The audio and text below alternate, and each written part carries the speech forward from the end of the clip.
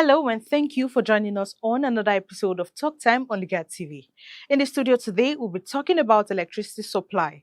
And you and I know that remains one of the most critical issues affecting residents and businesses in Kogi State, from tariff concerns to energy thefts and the recent transition from AEDC to KEDL. Today, we speak with top managers of KERC to address these issues and understand the Commission's vision for a more stable and accountable power sector. I am your host, Dominion Adeyanju.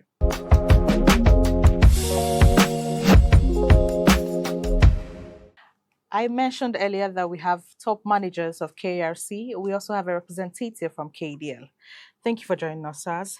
In the studio today, we have Engineer Michael Meliga, Commissioner of Engineering Performance and Monitoring. Oh, yes, Thank you for coming, sir. Thanks for having We also me. have Dr. Abdusalam Yusuf, Commissioner Markets, Competition and Rates. Thank you for joining us, sir. We also have Chief Technical Officer, KDL, Engineer Michael Nwarumi. Thank you for joining us, sir. Yes. Engineer Meliga, we'll start with you. Oh, yeah. Can you clearly outline the Commission's mandates and your long-term vision for the electricity market in Kogi State? Okay. Thank you very much for that question. First of all, I'd like to talk through the electricity value chain. It's good that people understand how electricity gets to our homes. Electricity is generated from a station. After generation, it is also transmitted, through the lines to a transmission station before it is distributed. Currently, we have about 29 generating stations in the country that are generating electricity for us. Some are thermal generation, while some are hydro. I think we have about 4 hydro stations. The rest are thermal. That means they use gas and other means to generate the electricity. Before it gets to our home, from transmission station, it now gets to the distribution station. Okay.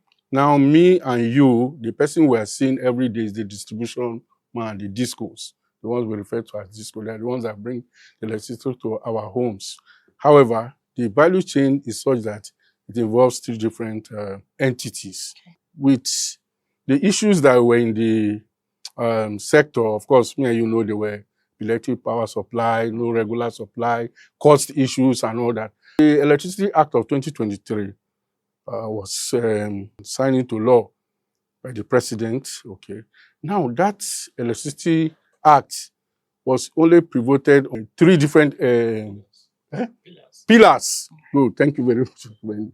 But 3 different pillars. Those pillars were supposed to help the market to do better.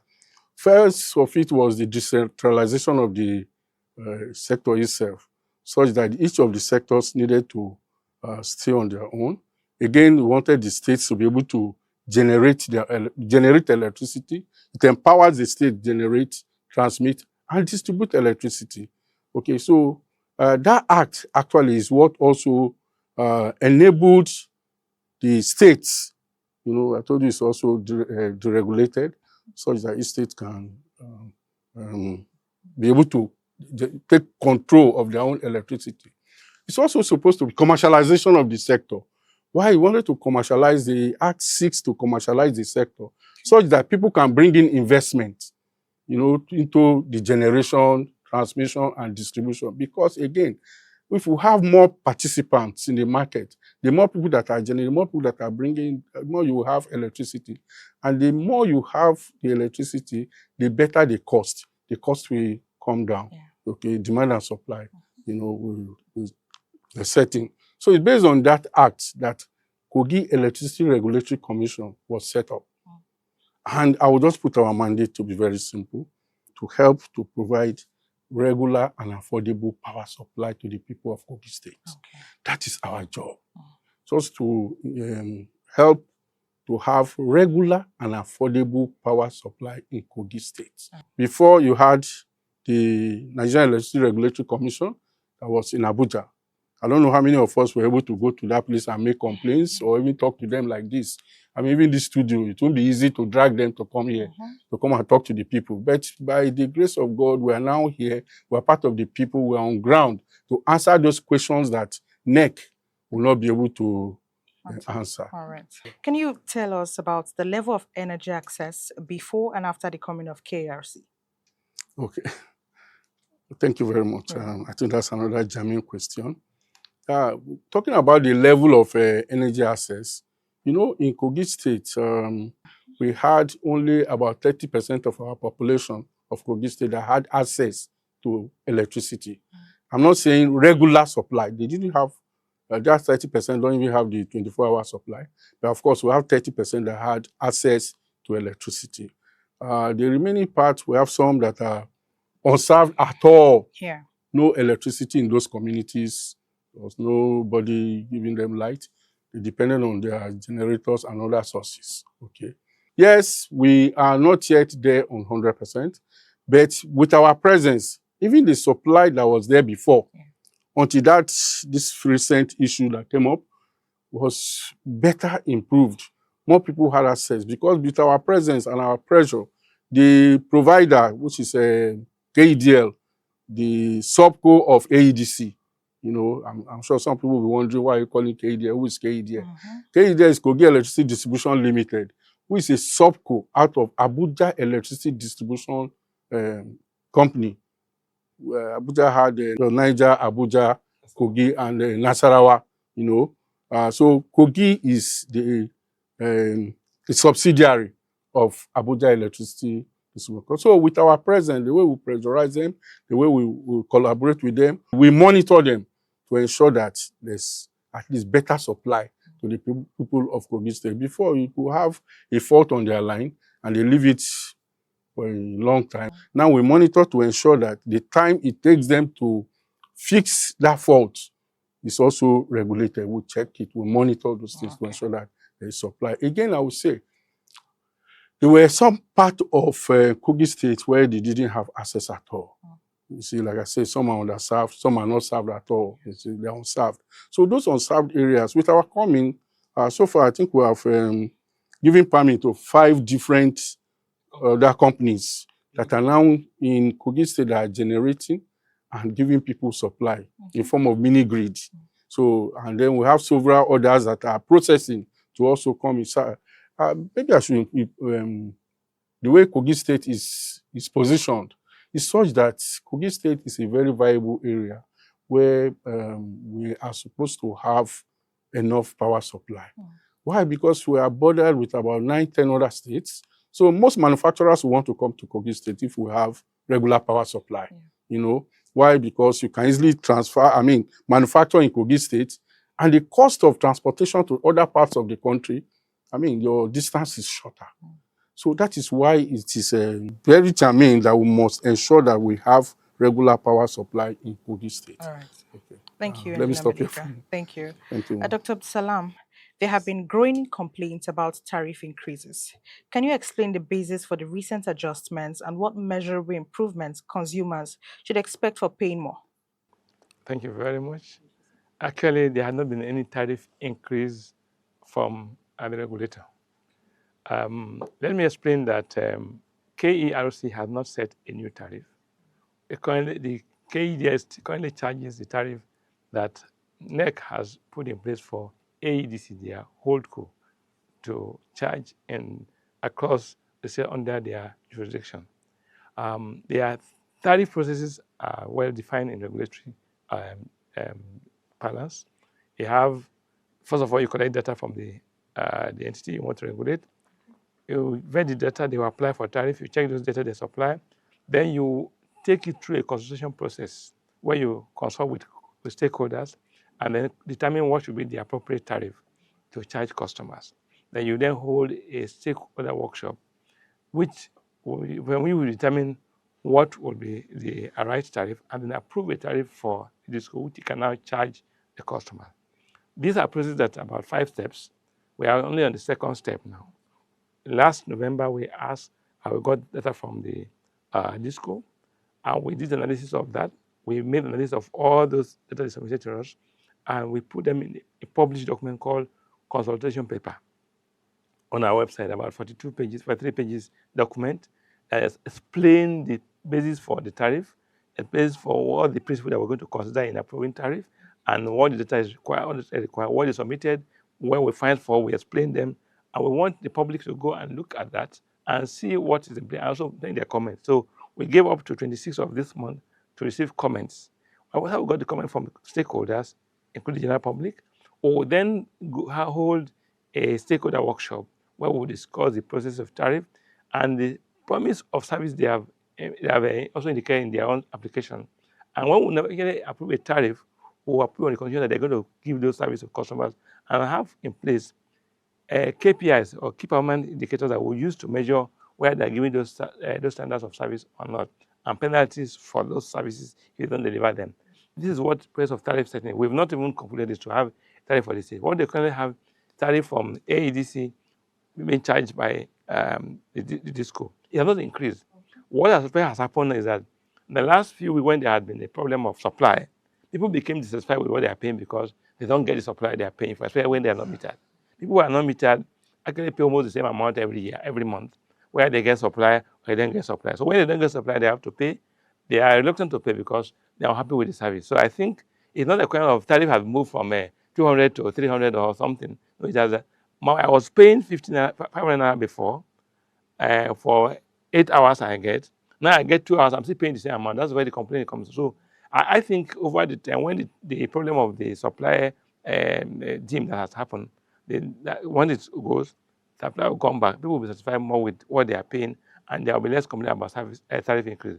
No tariff increase has been allowed by the commission, and they have not. If they charge them a tariff that is higher than what they charged them before in terms of per unit charge, they have a right to complain, and we are going to handle it at the commission level. You mentioned that there's more anger when you cannot monitor your meter Meter. yourself. What is Kerc doing about the mass metering policy of the federal government? Good, very good. The metering is a very, very important component of electricity service. Just the way Mudu is used to measure Gari in the market. So meter is used to measure electricity we consume. If you don't have a measure of that, everybody is my word against yours. You say this I'm not consuming that much. There's no way you can argue it out and get a good result. So the meter is an important component of electricity service. However, when they took over this industry in 2013 during privatization, we are aware there was no enough meter in the industry. There were about only 42% of the customers were metered. For every 100 customers in that time, only 42 were metered. The rest 58 are unmetered. Now, the disco had the challenge of between those unmetered backlog and the new people that are coming as new connections, and even replacing the ones that are already spoiled among the ones that are already been metered. So replacement of old meters are spoiled. Replacement for new ones that are coming in. Even some old customer meters that have already gone out of their expired because of the lifespan, they have to replace them. So this is a lot of work they have to do. And when the money for doing that is not coming from the tariff as of payment, government has to come in to assist them. That's why we have the loan from CBN called the NNMP, which is the National Mass Metering Program. They also have other programs like the MAP program, Meter Asset Provider Program, which was suggested by NEC. And all these are meant to help the disco meter customers, and they are all helping it. And then last one that happened last week was that they received a lot of meter from their holdco from ADC to meter customers in the state, and they're already doing that. So hopefully, as we also prioritize them as the local regulation, unlike having at the national level, we are now locally available with them and pushing them to meter customers. So we expect that speed of metering will increase and the meter customers over a shorter time. We are also making effort at level as regulators to see how we can allow them through what we call derogation to meter customers who are consuming smaller energy or in the villages with non-smart meters, cheaper meters that can be available to meter customers in the rural area and low energy consuming area that have meter to measure the energy. Don't have to be smart, because some people don't need smart meter because the amount of energy they consume. Take for example, someone whose monthly payment is about 5,000 naira. You're going to give him 200,000 naira meter.